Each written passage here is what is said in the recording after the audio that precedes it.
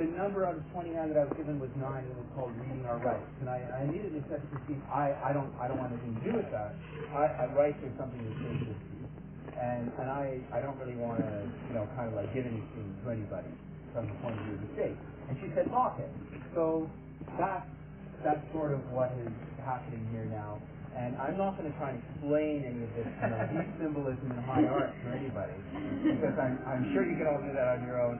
But the thing that I wanted was a kind of a, public dream sort of deal where, we read ourselves our rights. So that's how I read Reading Our Rights. That's something we give to ourselves.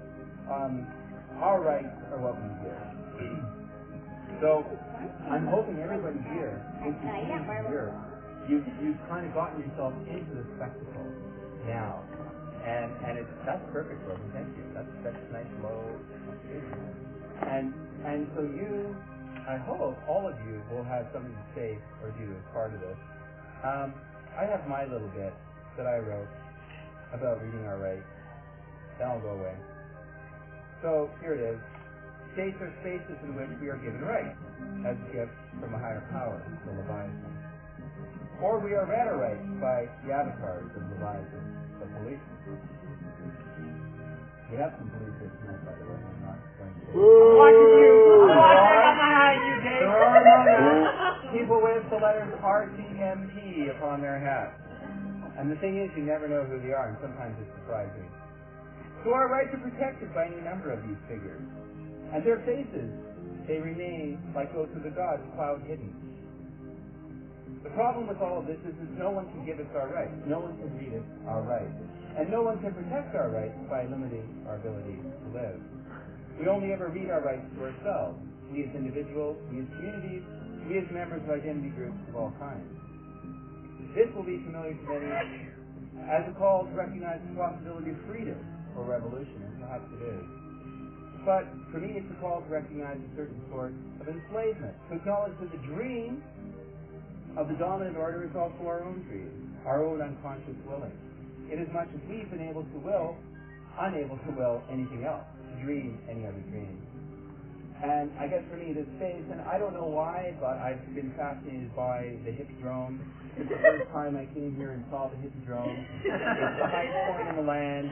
It's magic. If I were some kind of New Age Vancouver guy, which of course I'm not, I would think this is the point of power, right? This is the place through which it all flows. So that's why I thought of coming to the Hippodrome.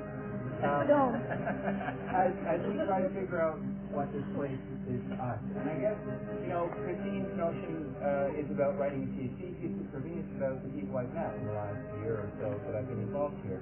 And I guess that was the kind of path that I took on and hope that the rest of us can take on, is to talk about what this place is like, what it is, what it has been, what we hope it will be. For me, recently, the most powerful event, which I relive constantly, is standing on that roof down there and watching the theater go over the end of it. And that's been very defining for me.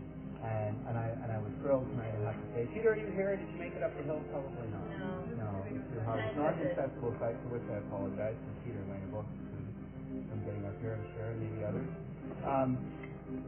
But to see Peter dancing tonight was great. And I guess to see the possibility of overcoming that kind of event is what makes a community. So and I guess for me it's that joy of social relations that this place presents me. And I do a lot of political stuff, and I do a lot of talking, and I do a lot of reading and thinking. Frankly, that's become boring and tedious to me. So it's meeting people and knowing people that's been great. And I am now going to go away, and I'm going to open up the possibility of anybody, who's here to come up and take the toga of power, and is that legal? Have anything to say. I don't know if